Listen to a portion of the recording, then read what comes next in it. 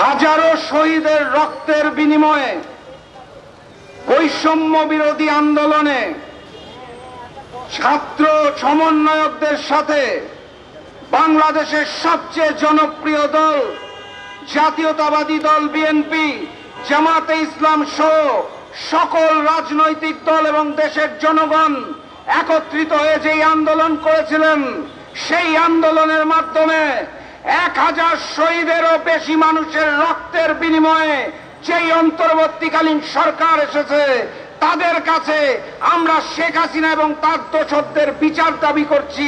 আমি মনে করি এটাই আমাদের জন্য ব্যর্থতা। এই দাবি জানাতে হবে কেন? শেখ হাসিনা 5 তারিখ পালিয়ে গেছে। বঙ্গবন্ধুর কন্যা পালায় না বলে মুখে ফেনা তুলে জনগণকে ধোঁকা দিয়ে গুম খুনের মাধ্যমে, গণহত্যার মাধ্যমে দেশটাকে শেষ পর্যায়ে নিয়ে যে উনি শেষ পর্যন্ত লেজ তুলে ওনার প্রভু ভারতে পালিয়ে গেছেন। পালিয়ে যাওয়ার সময় বাংলাদেশ এবং বাংলাদেশের মানুষকে অসহায় এবং নিপীড়িত অবস্থায় রেখে গেছেন। আমরা 5 তারিখের পর যেই অন্তর্বর্তীকালীন সরকার পেয়েছি, সেই সরকারের কাছে শেখ হাসিনা এবং তার দোসরদের বিচার দাবি করে আজকের যে আলোচনা সবার জন্য এখানে এসেছি, আমি ব্যক্তিগতভাবে মনে করি এটাই দুঃখজনক। অন্তর্বর্তীকালীন সরকারের সর্বপ্রথম দায়িত্ব হওয়া উচিত এই গণহত্যার বিরুদ্ধে শেখ হাসিনা এবং তার দোসরদের সর্বোচ্চ রায় ফাঁসির মাধ্যমে বিচার করা। এই দাবি নিয়ে যদি আমাদের রাজপথে আসতে হয়, তাহলে আমরা মনে করি জাতি হিসেবে আমরা আবারও ব্যর্থতার পরিচয় দিচ্ছি। আমি এই অন্তর্বর্তীকালীন সরকারকে বিনয়ের সাথে অনুরোধ জানাতে চাই, দ্রুততম সময়ের মধ্যে ভারত থেকে শেখ হাসিনাকে দেশে আনার ব্যবস্থা করুন।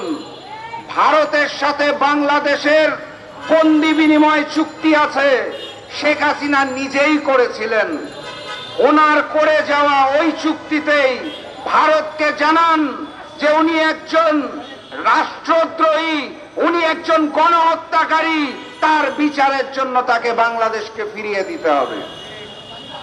এর কোনো বিকল্প নাই। এই দাবি নিয়ে আমরা রাজপথে আসতে চাই না। এটা এই অন্তর্বর্তীকালীন সরকারের দায়িত্ব শেখ হাসিনা এবং তার দোসরদের সর্বোচ্চ বিচারের ব্যবস্থা করা। তবে স্পষ্ট করে বলতে চাই, যদি বিচার করা না হয়, তাহলে তৌহিদি জনতা, বাংলাদেশের সকল বিরোধী দল আবারও একত্রিত হয়ে আন্দোলন করে তুলবে এবং শেখ হাসিনার সর্বোচ্চ বিচারের ব্যবস্থা করবে ইনশাআল্লাহ। দিল্লি এবং ভারতকে বলতে চাই, শেখ হাসিনা আপনাদের দেশে প্রবেশ করেছে কূটনৈতিক পাসপোর্ট নিয়ে। ভারতের সংবিধান অনুযায়ী তারা রাজনৈতিক আশ্রয় কাউকে দিতে পারেন না।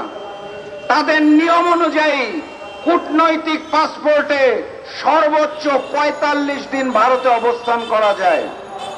আজকে সেপ্টেম্বর মাসের 19 তারিখ শেখ হাসিনা বাংলাদেশ ছেড়ে ভারতে প্রবেশের 45তম দিন। আজকে রাত 12টার পর দিল্লি এবং ভারতের কোনো অধিকার নাই শেখ হাসিনাকে ভারতে আশ্রয় দেওয়ার। অতএব শেখ হাসিনাকে বাংলাদেশে ফিরিয়ে দিন, নতুবা দিল্লি এবং ভারতের বিরুদ্ধে আন্দোলন গড়ে তোলা হবে। গণহত্যাকারীকে রক্ষা করার চেষ্টা করবেন না। ভারত প্রতিবেশী বন্ধু সেজে সীমান্তে হত্যা করে, পানি দিয়ে বন্যায় ডুবিয়ে মারে, খরার সময় পানি বন্ধ করে রাখে। সেই ভারত আমাদের বন্ধু নয়, যেই ভারত শেখ হাসিনা গণহত্যাকারী ফ্যাসিস্টকে আশ্রয় দেয়। আজকে রাত 12টা ডেডলাইন, 45 দিন কূটনৈতিক পাসপোর্টের মেয়াদ খতম।